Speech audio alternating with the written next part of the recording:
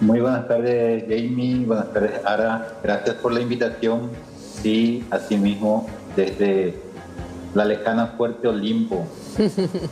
Profesor, ¿qué novedades tenés para compartir con toda nuestra teleaudiencia en esta semana? Estar expectando un poquito al lanzamiento de un nuevo trabajo tuyo. Así es.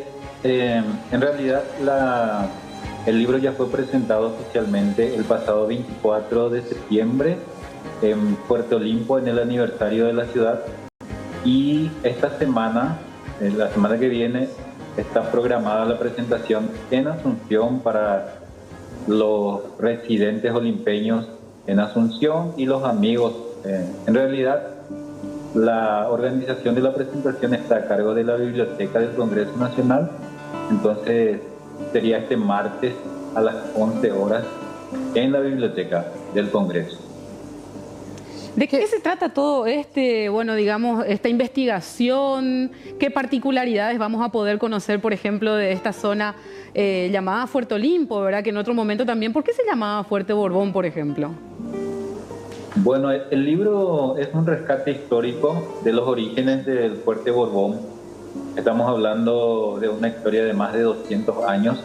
Tenemos que remontarnos a 1792 para encontrar la fundación del Fuerte Borbón, recordando, ¿verdad?, que era época de la colonia aún, 1790. Entonces los españoles fundaron esta fortaleza como una defensa en la frontera contra el avance de los portugueses. Y se le puso Fuerte Borbón porque el rey en España era Carlos IV, dependiente de la familia real de los Borbones. Entonces, en honor a los Borbones, a la dinastía de los Borbones, se puso ese nombre de Fuerte Borbón. Luego, posteriormente, ya en la época del doctor Francia, se le cambió el nombre de Fuerte Borbón por Fuerte Olimpo, como está actualmente. El nombre entonces corresponde, digamos, a la realeza, básicamente.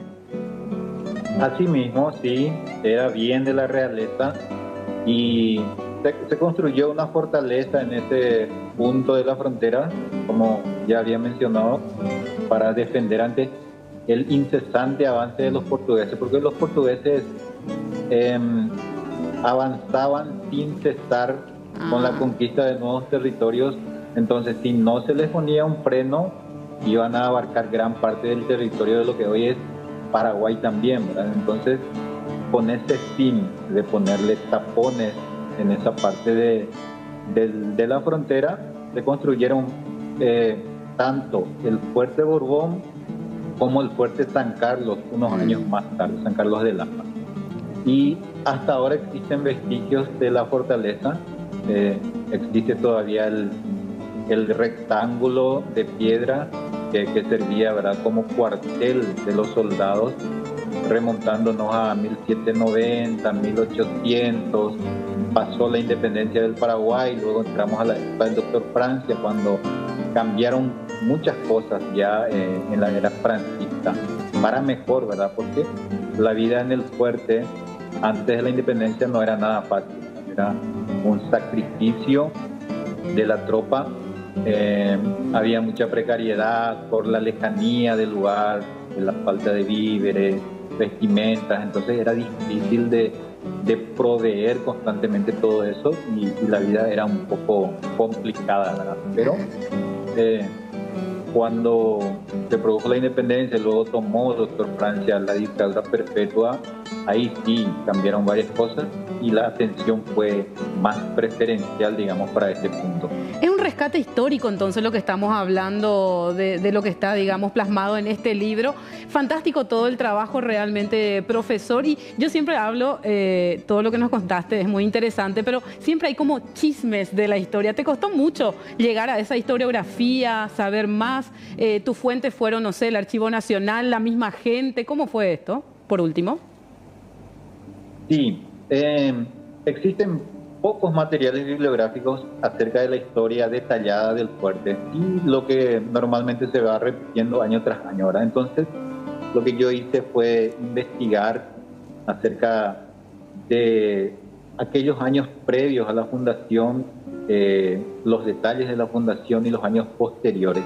y encontré muchos documentos de la época, documentos originales.